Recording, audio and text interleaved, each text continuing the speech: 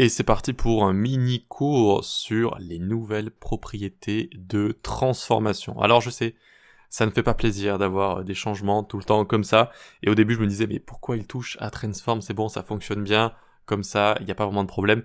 En vérité si, il y a quelques problèmes avec la propriété transform, vous allez voir, et ces nouvelles propriétés permettent tout simplement de les régler et de mieux utiliser, d'utiliser plus facilement la transformation en CSS. Donc vous allez voir qu'à la fin de ce mini-cours de cette vidéo, eh bien, vous allez adopter vous aussi finalement ces petites propriétés, vu qu'elles sont tout simplement plus pratiques et assez simples à comprendre.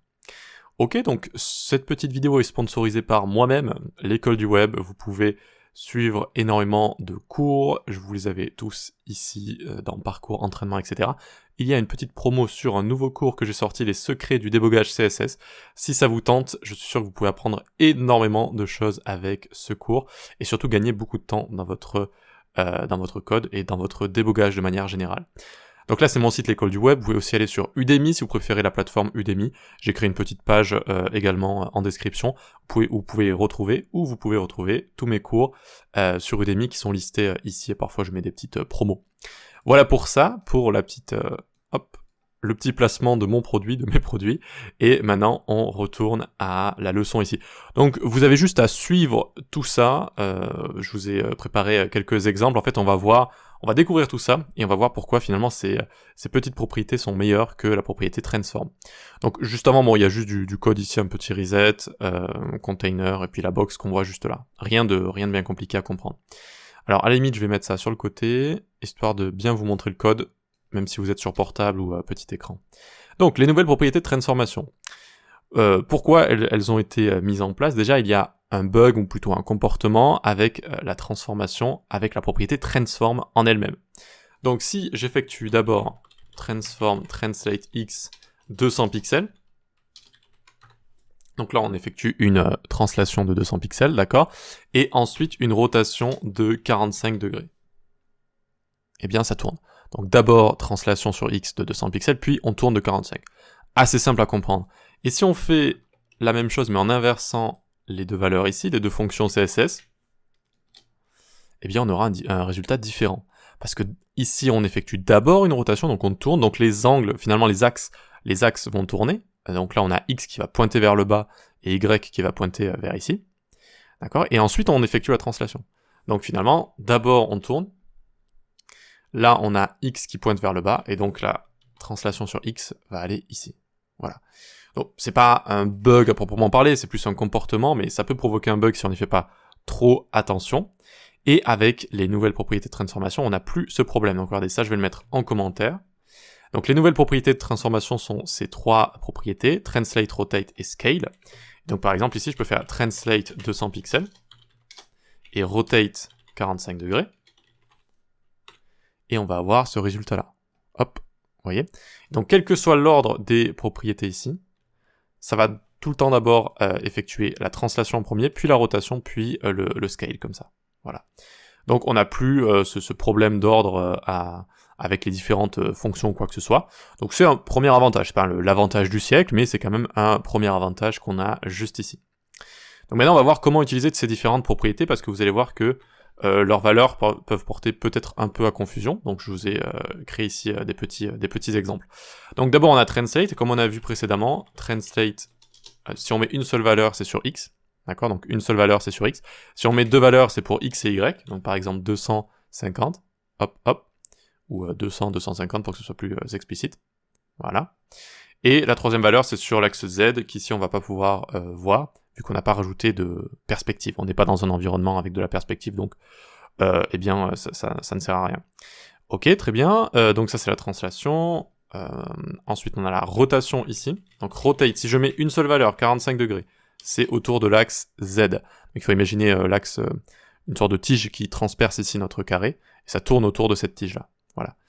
Ensuite, ce qui est un peu bizarre, alors je vais peut-être dézoomer un peu, c'est que pour avoir une rotation sur X ou sur Y ou sur Z, on va plutôt faire comme ça. On va le spécifier en premier ici. X45, ça va tourner comme ça, autour d'une tige qu'on imagine comme ça, transpercer notre carré de gauche à droite, donc l'axe X, hein, et ça tourne autour, comme s'il y avait un feu, qu'on faisait cuire quelque chose, si vous voulez, et ça tourne autour comme ça. Ok, donc là, vu qu'encore une fois, on n'a pas trop de perspective, ça rend pas super bien, mais on arrive quand même à comprendre que c'est en train de tourner autour de X ici. Et puis on pourrait tourner autour de Y aussi, donc autour de l'axe Y, et autour de l'axe Z aussi. Et on pourrait faire enfin une matrice. Donc bon, ça c'est pas très courant, mais on peut le faire aussi. Donc 0, 1, 1, 5, 90. Sur l'axe X, il n'y a pas de rotation. Sur l'axe Y, il y a une rotation de 90. Et sur l'axe Z, il y aurait une rotation de 135. 135. 90 plus 45. Ok, voilà. Donc il suffit de connaître l'ordre des différentes valeurs et voilà, de s'y retrouver un petit peu. Mais c'est vrai que c'est pas... on peut pas l'inventer, quoi. Le fait qu'il faille rajouter Y devant, on peut pas l'inventer, donc il faut le savoir. Et puis ensuite, on a scale également. Donc là, on va avoir par exemple scale, si je mets 2 juste ici, donc s'il y a une valeur unique, c'est pour scale x et y simultanément, donc là c'est ce qu'on a, ça va à la fois grandir sur x et y, et ensuite on peut avoir différentes valeurs, donc par exemple, je garde 1 sur x, et je scale de 2 sur y, et vous voyez que ça s'est élargi comme ça seulement sur y, et ensuite on a l'axe z également qui est disponible. Et sinon, et oui, pour l'instant il n'y a pas de propriété skew. Donc la propriété skew, il faut repasser par transform si on veut l'utiliser, même si entre nous, elle est très peu utilisée, mais bon, pourquoi pas. Skew, ça applique une distorsion. Donc vous voyez que là, ça a appliqué une distorsion comme ça. Voilà. Et on peut même utiliser scale et la distorsion, vous voyez que ça va fonctionner toujours. Les deux fonctionnent toujours. Donc quand vous utilisez les deux, donc des propriétés individuelles et la propriété transform, ce sont d'abord les propriétés individuelles qui vont être mises en place, puis transform. C'est comme ça que c'est fait dans la doc. Voilà.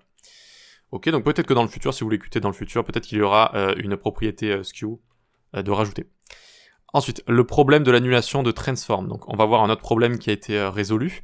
Donc imaginons qu'on ait d'abord un transform ici, rotate 45 degrés. Ensuite on va mettre une transition sur transform. Elle va durer 1 seconde, ease out. Ok. Et donc quand je vais hover ma box ici, eh bien je mets... Tiens, j'ai envie qu'elle grossisse. Donc de plus 100%, donc scale 2. On passe de 100% à 200%. Et donc là, ça va annuler la rotation, regardez. Vous voyez que la rotation de 45 degrés revient au début. Pourquoi ? Parce que j'ai pas spécifié de rotate 45 ici. Voilà. Là, vous voyez que ça scale tout en gardant cette rotation. Alors que si je ne le mets pas, eh bien ça l'annule entre guillemets, ou ça revient à 0 ici vu que j'ai mis une transition. Et c'est pas forcément ce qu'on veut, et c'est encore plus explicite lorsqu'on fait ça, vous voyez. Ça revient à 0 la rotation, et ça agrandit comme ça. Donc ça peut provoquer des bugs, ça peut provoquer des incompréhensions, tout ça. Alors que si on utilise les nouvelles propriétés, donc ça je le mets en commentaire, et au lieu de ça je vais mettre une rotation avec rotate ici 45 degrés, et la transition je vais la mettre sur scale. Et donc à partir de là, je n'ai plus qu'à rajouter la solution... Alors c'est la solution 2, je vous montrerai la solution 1 après, scale juste ici, et ça fonctionne, vous voyez. Je n'ai pas besoin de repenser à de potentielles propriétés qui traîneraient soit ici dans la même règle, donc c'est plutôt simple à voir certes, mais on va voir ensuite que ça peut aussi être ajouté avec d'autres classes utilitaires. Si vous avez plein de classes utilitaires qui commencent à rajouter des transforms, eh bien ils vont tous s'annuler les uns les autres, ce qui est un problème. Et la solution 1, c'était de faire ça. D'accord, c'était de prendre en compte le rotate qu'il y avait déjà et de juste scale comme ça. Ok. Voilà, donc c'est une solution, c'est plus simple en fait à utiliser. Ces propriétés sont plus simples à utiliser et puis elles règlent plein de petits bugs et de petites choses qui font que le code est moins maintenable, moins facile à gérer de manière générale en fait, tout simplement. Ok, donc ça on peut le mettre en commentaire aussi, CTRL-C, hop. Autre problème possible, chaque ajout de classe utilitaire annule les autres transformations. Donc comme je vous l'ai dit, ici si je rajoute à la fois small et moved et rotated, eh bien toutes ces choses-là ne vont pas être pris en compte. Donc regardez, small ici, small, ça va rendre mon carré plus petit. Mais si je mets rotated, eh bien il va redevenir grand et il va tourner. Parce que ça a annulé le scale 0,5. Ça a annulé la diminution, le rétrécissement de 50% pour appliquer la rotation de 45 degrés. Voilà. Donc c'est un problème, Quelle est la solution ? Très simple. Il suffit ici d'utiliser scale, 0,5. Ici, translate, 50 pixels, donc une valeur avec translate, c'est sur X. Donc là, c'est comme le translate qu'on a juste là. Et ici, rotate, 45 degrés. Ensuite, on met tout ça en commentaire. Voilà. Et donc là, je vais appliquer, donc j'ai appliqué quoi? Small et rotated, et c'est bien devenu plus petit, tout en effectuant une rotation. Et le moved également va fonctionner. Vous voyez que tout ça fonctionne. C'est à la fois devenu plus petit, ça a effectué une rotation, et on a effectué une translation aussi. Donc tout ça fonctionne, et c'est quand même beaucoup mieux, quoi. On peut utiliser des classes utilitaires de transformation comme ça, sans avoir... Alors il y avait une technique qui existait avec des variables CSS, et une valeur par défaut, etc. Mais c'est quand même plus dur à comprendre. Là, c'est vraiment très très simple, quoi. Très simple, et ça fonctionne normalement. Ok, super. Donc à la limite, on va juste enlever les fonctions utilitaires ici. Maintenant, on va voir quelque chose de plus complexe à comprendre, mais on va voir aussi que ces propriétés sont encore plus pratiques avec les animations, notamment quand, lors d'animation, on a envie d'animer de créer plusieurs animations dans une animation. Par exemple, ici, on veut animer de 0 à 42%, on veut faire une translation de 0 à 150 pixels. Donc de 0 à 42% de mon animation, j'ai envie de faire une translation sur X, donc de bouger sur X de 150. Mais au même moment, de 24 à 63% de l'animation, je vais effectuer une rotation de 0 à 90, puis de 55 à 100%, une translation sur X de 150 à 365. Donc en fait, on voit qu'il va y avoir plusieurs animations en parallèle ici, qui vont se partager parfois plusieurs temps de l'animation ensemble, et il va falloir les animer comme ça en même temps. Eh bien, il faut savoir que parfois, c'est impossible à faire, comme on va le voir ensemble, et si on veut le faire, c'est seulement avec un easing, le easing linéaire, donc à la limite, c'est ce qu'on va faire ici, et c'est compliqué, c'est très compliqué. Donc là, d'abord, on instancie transform. On n'est pas obligé de faire ça, mais ça permet de comprendre un peu ce qu'on va animer, donc translate et rotate. Donc une fois qu'on a instancié tout ça, même si c'était pas obligatoire, on attaque le premier keyframes, donc la première keyframe, ça va être à 24%. Pourquoi 24%? Parce que notre 0 à 42% a déjà démarré, en fait. On a déjà une animation qui va de 0 pixels à 150 pixels. Et on en a une seconde qui démarre ici, de 24 à 63. Et ça va être la rotation. Donc rien que pour instancier la rotation de 24 à 63, je suis obligé de mettre un rotate 0 ici. Sinon, la rotation partirait de 0%. Donc je suis obligé, en fait, de réécrire transform rotate 0 ici. Et en plus, du coup, je suis obligé de calculer la valeur de translate x au moment de cette animation. Translate x qui a déjà commencé de 0 à 42. Donc c'est compliqué et c'est normal, et vous allez voir que ça va être très très très très simple avec les nouvelles propriétés.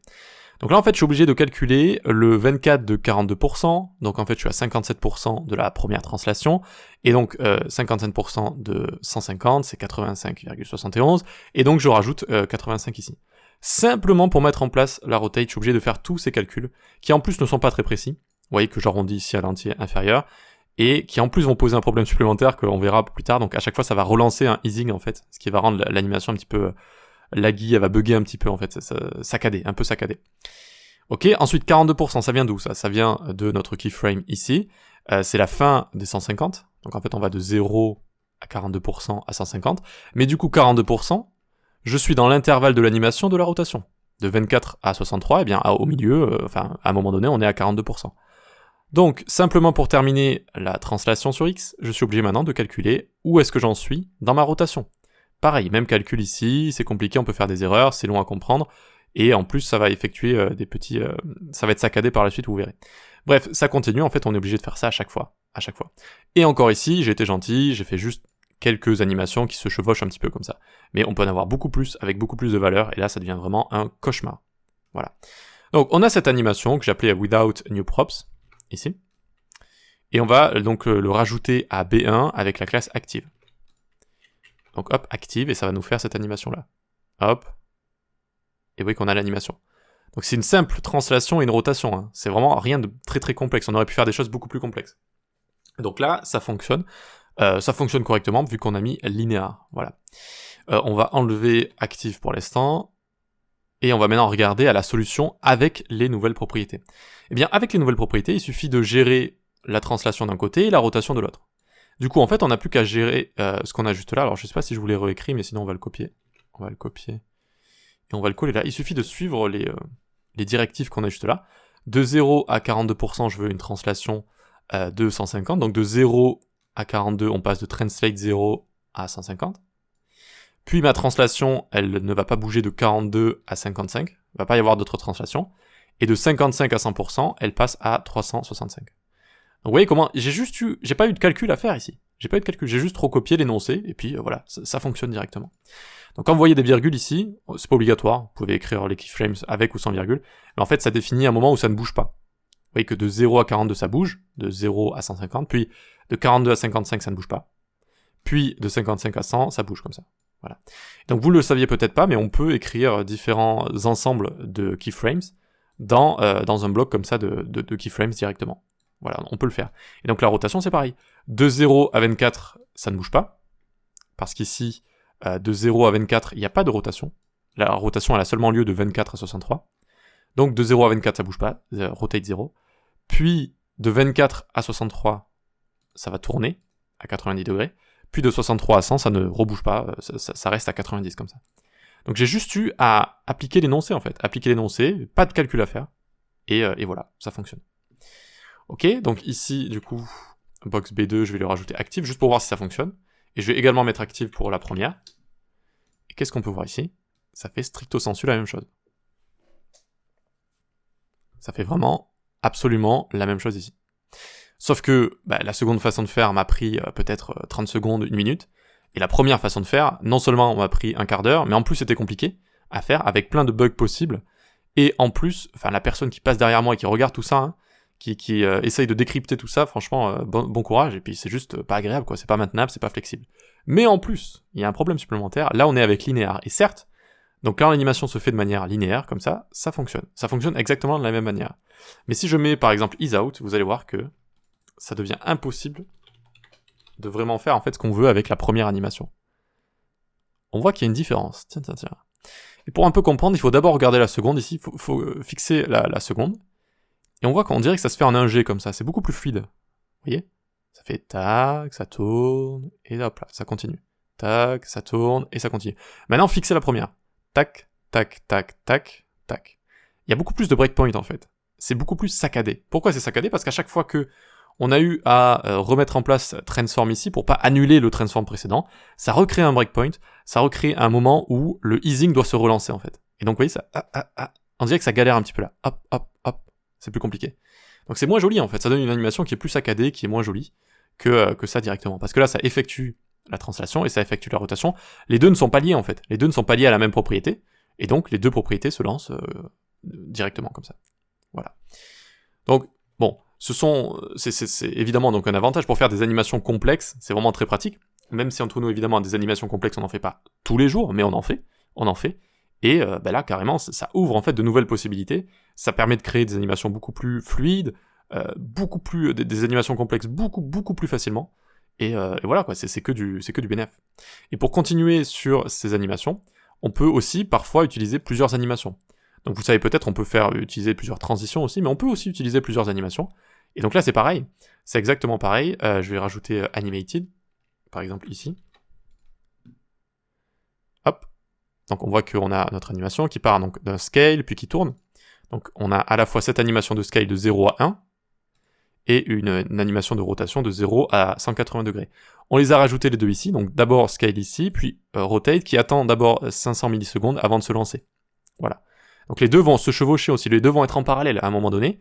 Quand je serai en train de grandir, eh bien je serai aussi en train de tourner. C'est ce qui se passe ici. Voilà. Et donc pour ça, j'ai juste eu à créer deux keyframes, avec un from scale et un from rotate.